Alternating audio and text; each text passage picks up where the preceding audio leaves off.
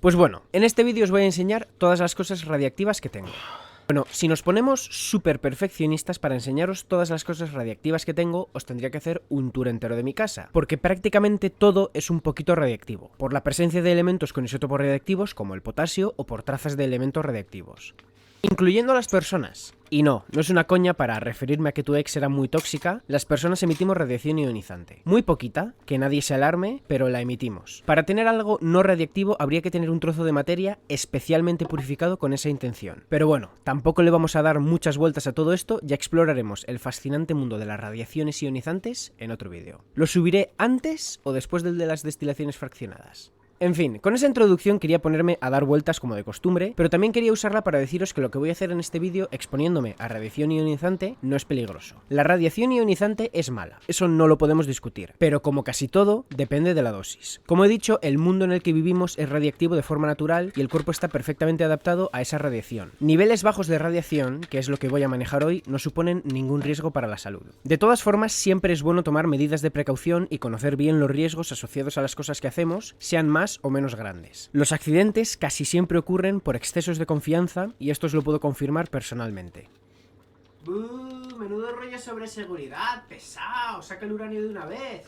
Pues lo primero que os voy a decir es que no solo os voy a enseñar cosas con uranio. El uranio es el rey de la radiación en cuanto a fama, va de la mano con el plutonio, pero diría que el uranio gana. Pero el uranio y el plutonio no son los únicos elementos radiactivos, ni de lejos, y por lo tanto las cosas radiactivas pueden contener muchos otros elementos. En concreto, en mi colección tengo ejemplares de uranio, torio, radio y americio. En teoría tengo también uno de cesio 137, pero es tan débil que no lo considero un ejemplar representativo, es más una curiosidad. Vamos a trabajar con cosas radiactivas y al hacer esto es indispensable tener a mano un cacharro de estos. Esto es un detector de radiación. Técnicamente no solo es un detector, es un medidor, ya que no solo detecta, también mide cuánta radiación hay, y técnicamente a este modelo no se le debería llamar solo medidor de radiación, sino contador Geiger, ya que para detectar la radiación utiliza un tubo Geiger, que es esto que se ve por ahí dentro. Pero técnicamente no se debería decir Geiger, porque la pronunciación es... La conclusión es que hay muchos instrumentos que podemos utilizar para medir la radiación, y este en concreto es un poco una caca. Es bastante barato, lo que puede explicar lo malo que es, y aunque en relación calidad-precio no está mal, es muy poco preciso y no detecta muy bien radiaciones de baja energía, aunque hace un sonido extremadamente placentero que me encanta.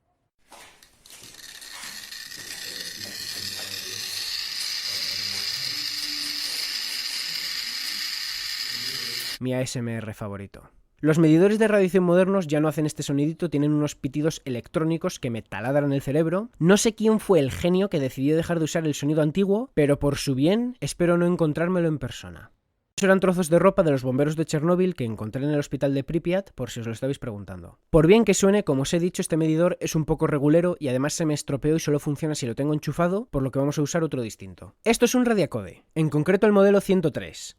Es un modelo de medidor de radiación relativamente nuevo y puede que ya lo conozcáis porque ha hecho reviews de él literalmente todo el mundo. Por favor, no hacen más que salirme vídeos del cacharro. Este en concreto me lo han mandado gratis. Fui yo el que les escribió para ver si sonaba la flauta y me mandaban uno gratis, ya que se lo estaban mandando a todo el mundo y efectivamente sonó la flauta y aquí está. Pero bueno, como les dije a los de la empresa en mi primer correo, esto no es una review del Radiacode y por supuesto no me han pagado para decir nada sobre él. Lo voy a usar en el vídeo y os voy a enseñar cómo lo hago, pero esto tampoco va a ser una review del mejor detector de radiación del mercado, ya que no hago ese tipo de vídeos, aunque he de decir que este producto es espectacular, es muy preciso para el precio y tamaño que tiene y trae unas cuantas cosas muy chulas. Suficiente introducción sobre radiación y detectores, vamos con las piedras que dan cáncer. Por cierto, ese bote verde con el símbolo de radiación es Brian. Es un bote de plomo que hice en las vacaciones de Navidad hace unos años, pesa unos 32 kilos y lo uso para guardar el material radiactivo. He de decir que la razón principal por la que lo uso es que me hace gracia. No es broma. No tengo nada ni de lejos lo suficientemente radiactivo como para tener que tomar estas medidas. Podría usar un bote de plástico normal y corriente. Pero la idea de tener un bote de plomo que pesa un montón me encanta. Y además, no tengo nada que requiera estas medidas de precaución de momento. He dividido el vídeo por elementos. Vamos a comenzar con el uranio.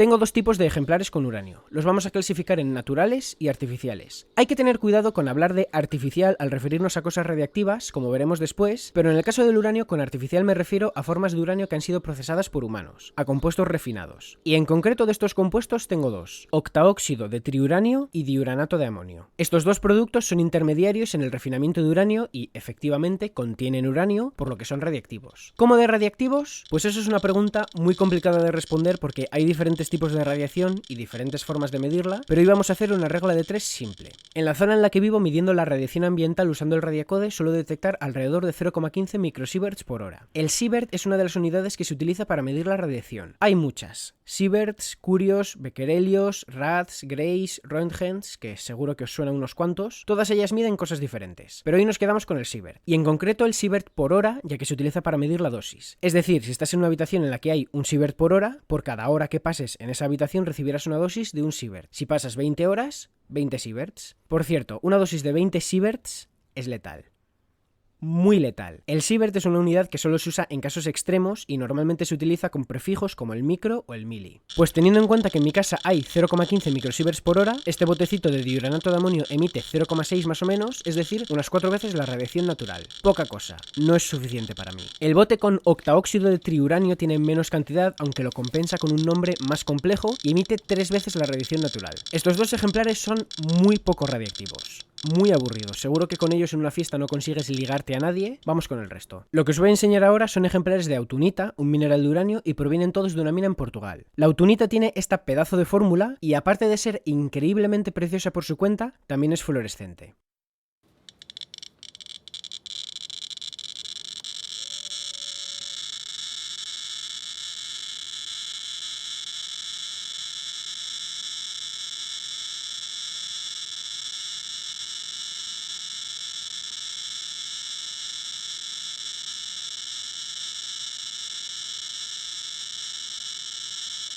Unos 14 microsieverts por hora, 95 veces la radiación natural. No está mal, vamos mejorando. La siguiente piedra es más pequeña, por lo que tiene menos actividad, 9 microsieverts por hora o 60 veces la radiación natural. Nos movemos a los ejemplares más grandes. El radiacode tiene un tiempo de ajuste muy corto, lo que hace que varíe mucho la medición. Creo que se puede cambiar para que sea más estable. El cacharro tiene muchísimas opciones, no las he mirado todas. Tiene 46 páginas de instrucciones. No he terminado de leérmelas. Dadme tiempo.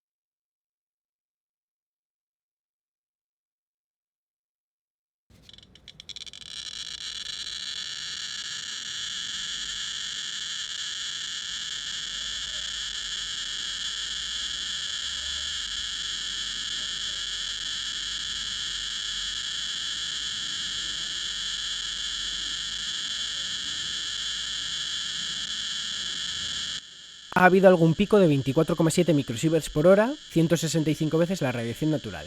Vamos a parar un momento, porque creo que estaréis de acuerdo conmigo cuando os digo que debería ser ilegal que algo fuese tan hermoso. Es que vamos a ver. Mira eso, no me digas. Vamos a ver. Si veis que me tiembla un poco la mano en algún momento, no es por los nervios o el Parkinson provocado por la radiación, es que tenía el brazo en una postura un poco extraña para esquivar la cámara y tenía que mantener el detector pegado a la piedra pero sin tocarla, para no mancharlo y sobre todo para no dañar la propia piedra, que la autunita es bastante frágil.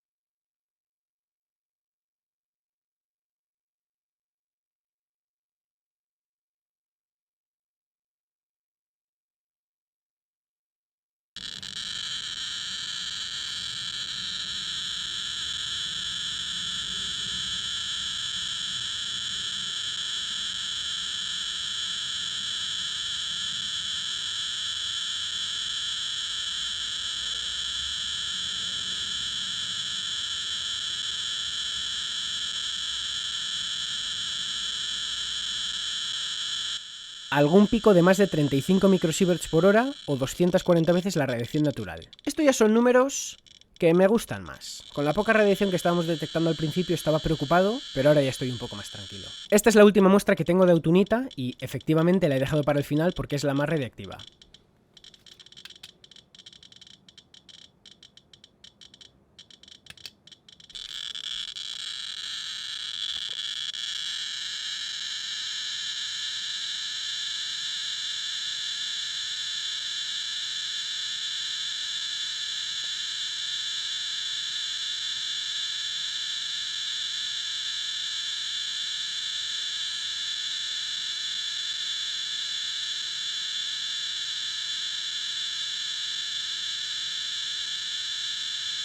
No conseguimos superar la barrera de los 50, nos quedamos en 48, unas 320 veces la radiación natural. Mientras os enseño unos cuantos planos más de estos minerales increíblemente preciosos, aprovecho para deciros una cosa. A lo largo del vídeo salgo a veces usando guantes. Esto no es para protegerme de la radiación ni nada por el estilo, es para evitar contaminar cosas. Los ejemplares que estamos manejando suponen un riesgo pequeño, tanto de irradiación como de contaminación, pero haciendo los vídeos tengo que hacer muchas tomas, ando tocando las piedras, luego la cámara, luego el trípode, otra vez a la piedra, otra vez a la cámara, y así todo el rato. Normalmente, si no estamos grabando ningún vídeo, con lavarnos las manos meticulosamente después de tocar las piedras es suficiente, pero quitarse el guante es mucho más rápido y por eso los uso. Aprovecho para decir que en concreto en el caso del uranio supone casi un mayor riesgo como metal pesado que como material radiactivo. El uranio es muy tóxico, como el plomo o el mercurio. Hemos visto toda la autunita que tengo, vamos a pasar a otro mineral bastante parecido, la torbernita. Se parece mucho a la autunita, pero es bastante fácil de diferenciar porque, a diferencia de su prima, la torbernita no es fluorescente. Una pena, la verdad, porque esa fluorescencia es preciosa, pero bueno, la torbernita tiene un color verde precioso. Parece kriptonita. Pero a diferencia de Superman, cuando yo me acerco a estas piedras, en vez de ponerme malo, me pongo muy contento. Tengo dos ejemplares de torbernita. Una pieza con torbernita casi pura y otra con incrustaciones. Esta tiene muy poca actividad porque tiene muy poco uranio. La piedrecita pequeña, por otro lado,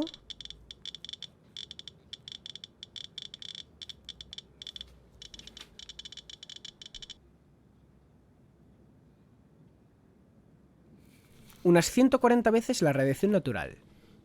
No está mal. Si alguna vez le quieres tirar un pedazo de piropo a alguien que estudie geología, dile que te parece más bonito que cualquier trozo de torbernita que has visto en tu vida. Si lo entiende, le va a encantar. Con mucha pena en el pecho, abandonamos el uranio y vamos a pasar al torio, que es el segundo elemento radiactivo más común. No tiene tantos usos como el uranio y cada vez se usa menos, por lo que es muchísimo menos conocido. Pero en este canal no discriminamos y si es radiactivo, lo queremos. De torio la verdad es que tengo poca cosa. No tengo ningún ejemplar de torio natural en forma de mineral. Tengo mantas de torio y electrodos de tungsteno toriados. Las mantas de torio son unos trozos de tela de algodón impregnados con nitrato de torio. Se usaban para iluminar usando gas. Se coloca la manta sobre la zona en la que se va a encender la llama. Al calentarse, el algodón se quema y el nitrato se descompone y forma óxido de torio. Al calentar el óxido de torio se emite una gran cantidad de luz visible y esto hace que se pueda iluminar mucho más que simplemente usando gas.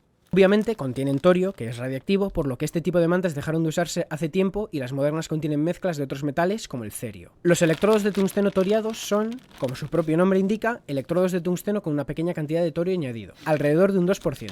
Estos electrodos se usan para soldar, y aunque podrían ser de tungsteno puro, se les suele añadir una pequeña cantidad de otros elementos para mejorar ciertas propiedades. Estos elementos pueden ser cerio, lantano, circonio o torio. A causa de la radiación que emiten, este tipo de electrodos cada vez se usa menos, aunque es considerado el mejor tipo de electrodos por la mayoría. Como de costumbre, se mantiene en pie la regla: cuanto más tóxico o peligroso es algo, más guay es. No, es que poca broma.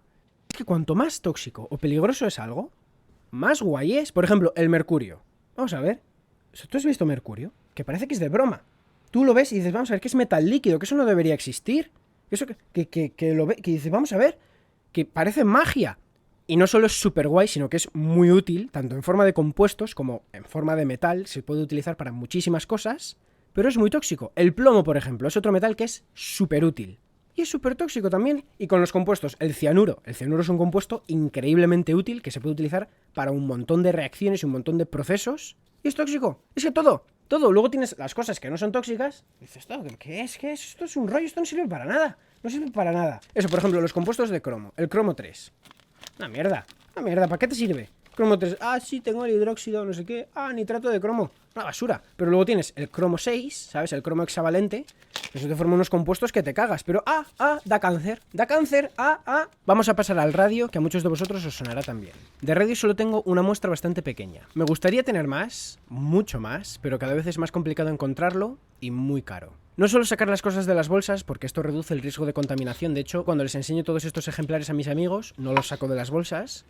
Sobre todo porque nunca se lo he enseñado a mis amigos. Pero esto es una ocasión especial. Seguro que muchos de vosotros ya sabéis lo que son, pero en esta caja hay manecillas de reloj pintadas con pintura de radio que brilla en la oscuridad y servía para ver la hora cuando no había luz. El fenómeno por el que brilla la pintura de radio se denomina radioluminiscencia. No brilla por la cantidad de radiación que emite. El brillo producido exclusivamente por la radiación, más o menos, que es este color azul que se puede ver en los reactores nucleares, se denomina radiación de Cherenkov, y es un proceso diferente que requiere cantidades increíblemente grandes de radiación. Lo que está ocurriendo aquí es que, aparte de radio, la pintura tiene un pigmento fluorescente que brilla al ser excitado por la radiación. Igual que las cosas que brillan en la oscuridad cuando las cargas con luz, pero en este caso se cargan con radiación. Estas manecillas deberían brillar permanentemente en la oscuridad, o por lo menos mientras tengan radio, pero el material fluorescente se degrada muy deprisa por lo que ya no se ve nada de brillo. He probado a pasar un buen rato a oscuras para que se me acostumbrase la vista lo máximo posible, pero sigo sin ver nada de brillo. Hice una foto con una exposición de 30 segundos y tampoco se ve nada. Para poder ver en persona esta radioluminiscencia, tendremos que hacer nuestra propia pintura de radio. De todas formas, sigue siendo reactivo frente a luz ultravioleta y podemos ver esta fluorescencia. Por cierto, fluorescencia es el brillo que se produce al iluminar algo con luz ultravioleta. Es decir, un material fluorescente absorbe luz ultravioleta, que no podemos ver, y emite luz visible, que sí somos capaces de ver. De ahí el brillo. En realidad, la fluorescencia no es exclusivo para luz ultravioleta y luz visible, puede ser con otras longitudes de onda. Sería más correcto decir que un material fluorescente absorbe radiación electromagnética con una longitud de onda y emite radiación electromagnética con una longitud de onda diferente, pero lo más común es verlo con luz ultravioleta. Y esto lo menciono para diferenciar la fluorescencia de la fosforescencia. Un material fosforescente absorbe y almacena energía y la libera lentamente en forma de luz visible. Las cosas que se cargan con la luz de las que hemos hablado antes, esas son fosforescentes. Podemos ver estos dos efectos en las manecillas. Al darles con la linterna ultravioleta brillan, es decir, fluorescencia, y al retirar la luz siguen brillando durante un tiempo, fosforescencia. Brillan durante muy poco tiempo, lo que nos confirma lo degradado que está el material, que suele ser sulfuro de zinc dopado con cobre. Y ya casi se me olvidaba, pero efectivamente las manecillas emiten radiación por su contenido de radio.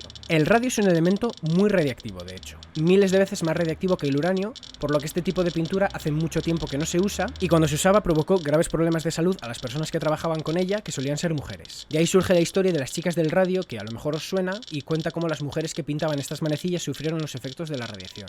Esto es un claro ejemplo de lo perjudicial que es para la sociedad sacar a las mujeres de la cocina. Hemos terminado con la colección, pero como podéis ver queda bastante vídeo por delante, y esto es porque ahora vamos a hacer la segunda parte, y es demostraros que no os he mentido. Quizá os estáis preguntando que de qué narices estoy hablando, pero dadme un segundo que todo va a cobrar sentido como si del desenlace de una película se tratase. Tenemos aquí una manta de torio y un mineral de uranio. Y ahora os pregunto, ¿cómo sabéis que tienen estos elementos? Porque vale, emiten radiación, y una emite más radiación que la otra, pero ¿por qué la manta tiene torio? Podría tener uranio, o radio, o cualquier otro elemento. Y lo mismo con el mineral, vale, tiene el color, estructura y fluorescencia de la autunita, pero si fuese real todo lo que vemos yo tendría muchos amigos. No hay que fiarse nunca de las cosas a la primera, sobre todo si las dice una mujer. ¿Cómo podemos comprobar qué elementos radiactivos contienen estos materiales? Pues a través de un proceso llamado espectrometría de rayos gamma. Es un nombre súper guay, lo suelo decir bastante a menudo enfrente de la gente para que crean que sé de lo que hablo. Es mucho más sencillo de lo que parece. Consiste en medir la energía de la radiación que emiten los materiales radiactivos, y con el radiacode podemos hacer exactamente esto. Se puede ver en la pantalla del propio instrumento, pero también lo podemos conectar a un ordenador o al móvil, donde tenemos acceso a todas las opciones que tiene. Como os he dicho antes, tiene muchas cosas. Demasiadas. Y no nos vamos a parar a investigarlas todas, pero si nos vamos a la sección de espectro, colocamos el detector sobre la manta de torio y esperamos, podemos ver que empieza a formarse una gráfica. Esto es el espectro de radiación gamma del torio. Bueno, todavía no sabemos si es de torio, de momento es el espectro de la manta, vamos a ver si es de torio. Pasado un rato, cuando se ha acumulado información, vamos a echarle un vistazo detenidamente. ¿Qué narices es esto? Porque se ven montañitas naranjas, pero como me digas que ahí ves torio, te voy a decir que para montaña la de coca que te has metido. Tenemos que volver atrás un momento. Como vimos antes, el espectrómetro mide la energía de la radiación gamma que emiten los materiales. Cada elemento que emite radiación gamma lo hace una energía muy concreta y siempre es la misma. Por lo que midiendo la radiación y viendo qué energía tiene, podemos saber qué elemento la está emitiendo. Pero tenemos un problema, y es que el torio no emite radiación gamma. Aún así, con los elementos radiactivos pasa una cosa muy guay. Cuando tenemos un átomo de un elemento radiactivo pesado, como el torio o el uranio, al emitir radiación el átomo no se queda ahí quieto sin más. Lo que ocurre es que se transforma, normalmente en otro elemento. ¿En qué elemento? Ya depende del tipo de radiación, pero por ejemplo cuando tenemos uranio 238, que es el isótopo más común de uranio, se descompone radiactivamente emitiendo una partícula alfa. Esta partícula alfa no se genera de la nada, sale del núcleo del átomo. El núcleo expulsa un cacho por lo que pierde masa. En este caso una partícula alfa que está hecha por 2 protones y 2 neutrones. Es un núcleo de helio, por lo que el uranio 238 pasa a ser torio 234. Y la fiesta no para aquí. Este torio también se descompone y forma otro elemento, y ese elemento forma otro y otro y otro, y así continuamos hasta tener una cosa llamada cadena de decaimiento que nos enseña todas las transformaciones que tienen lugar hasta llegar a elementos estables que dejan de descomponerse. Como podéis ver, podemos ir hacia atrás en la tabla, hacia adelante o quedarnos en el mismo elemento dependiendo del tipo de radiación que emita el átomo. De las alfas y las betas nos vamos a olvidar por ahora y nos vamos a centrar en las gammas. No todos los elementos radiactivos emiten gamma, como hemos visto antes, por lo que si somos capaces de detectar ciertos elementos de la misma cadena, sabremos qué elemento ha sido el inicial. Es como ver las huellas de un animal en el campo. No ves al animal, pero ves el rastro que deja y sabes qué ha pasado por ahí. Como por ejemplo aquí, en el patio, que tengo las huellas estas que ha dejado un pájaro, que no sé si es que ha pisado su propia caca o traía barro en las patas.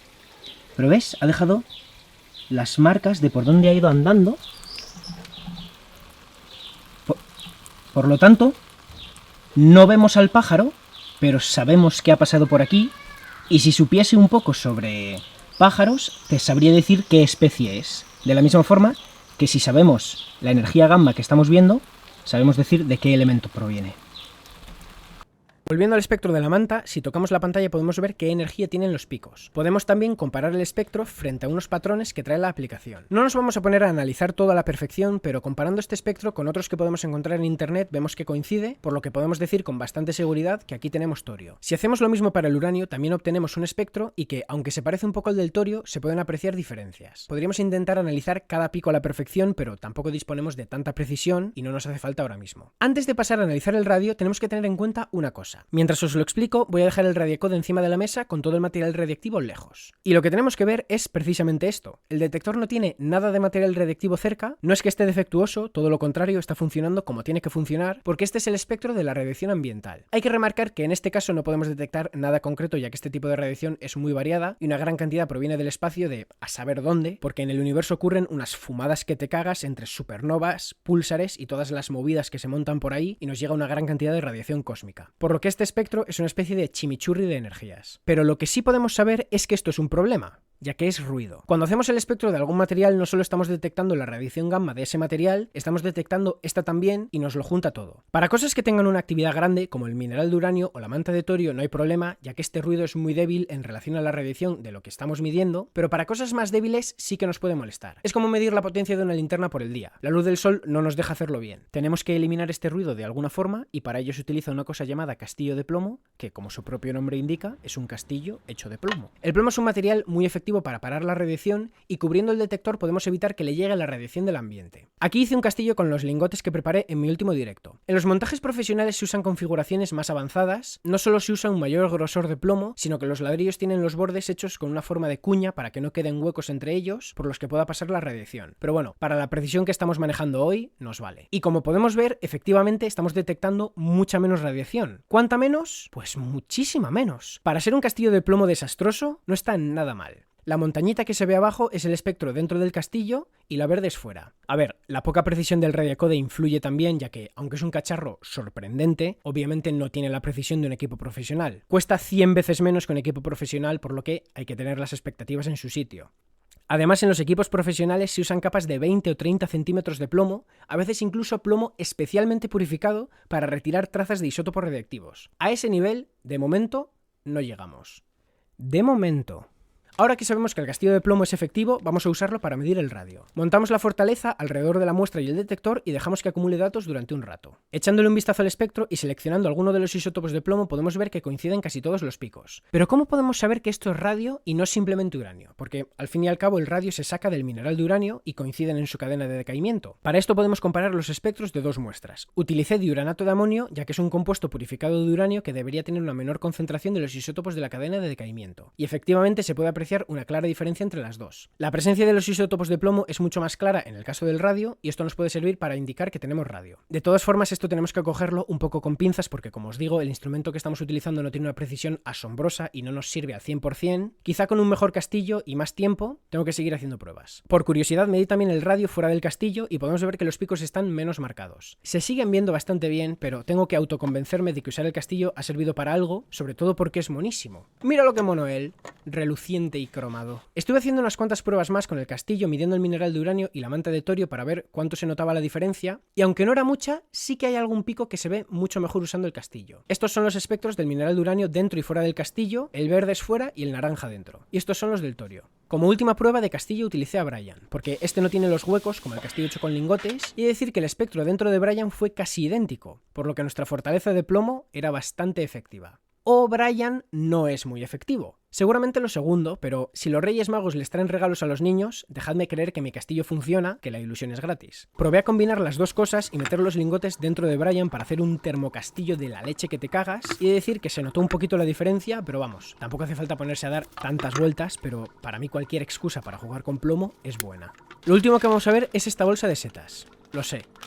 Un poco aleatorio, unas setas, pero son un poco especiales. Y no son especiales porque al comértelas empieces a creer que el gobierno te espía usando pájaros, sino porque son radiactivas. Y no son radiactivas de la misma forma que tú o yo somos radiactivos, como he dicho al principio, contienen un elemento un poco especial. Si metemos la bolsa dentro de Brian para ver el espectro que nos sale, podemos ver que se forman dos picos. Uno alrededor de 660 kiloelectronvoltios y otro alrededor de 30. Esto nos indica que lo que tenemos aquí es cesio, y en concreto el isótopo 137. ¿Y por qué es especial? Porque no es natural. Uy, menudo pareado. Hasta ahora lo que os he enseñado han sido elementos que se encuentran en la naturaleza. El uranio, torio y radio, todos están en la naturaleza en diferentes formas, como la autunita, que contiene uranio y pequeñas cantidades de radio, entre otras cosas. Pero el cesio 137 es un isótopo que no ocurre de forma natural. Hay que hacerlo. ¿Y dónde se genera? En los reactores nucleares. En un reactor nuclear tienen lugar reacciones de fisión nuclear que no ocurren en la naturaleza y como resultado de esto se generan elementos que no se generan fuera de los reactores nucleares. Si nos ponemos súper tiquismiquis, en la naturaleza sí que tienen lugar algunas reacciones de fisión y seguro que hay unos cuantos átomos de cesio 137 por ahí, pero es muy poco, tan poco que podemos considerar que no ocurre. Por lo que el cesio 137 es uno de estos elementos que solo se producen en los reactores nucleares. ¿Y cómo puede ser que estas setas tengan este elemento? ¿De dónde viene este cesio? Pues viene de Chernóbil. Cuando se produjo el accidente se liberó una gran cantidad de material radiactivo del núcleo que acabó esparcido por un área muy grande. Se llevaron a cabo unas labores de limpieza espectaculares tras el accidente y ahora mismo queda muy poca radiación, pero sigue habiendo unas zonas que contienen estos isótopos y además las setas aparentemente tienden a concentrar el cesio radiactivo. Es decir, que si plantas setas y zanahorias en la misma zona, las setas tendrán una mayor concentración de cesio. He visto algún estudio en el que se ha considerado incluso el uso de estas setas para descontaminar terrenos, pero nada definitivo. Así que sí, estas setas contienen cesio de Chernóbil y me las enviaron los de Radiacode junto con el instrumento. Muy majos ellos, oye. Ninguno de mis amigos me ha regalado setas radiactivas. Y eso es todo por ahora. Uranio, torio, radio y cesio. No tengo una colección súper grande, pero bueno, es bastante mona y a ir acumulando más cosas con el tiempo. Quién sabe, dentro de 10 años a lo mejor repito el vídeo y tengo combustible nuclear y un núcleo del demonio. No sabemos qué nos depara el futuro. Y poco más. Nos vemos en el siguiente vídeo. Pero Luis, el americio, que lo has dicho al principio, que te has olvidado, que es un elemento súper chulo. No. Yo creo que no me he olvidado del americio.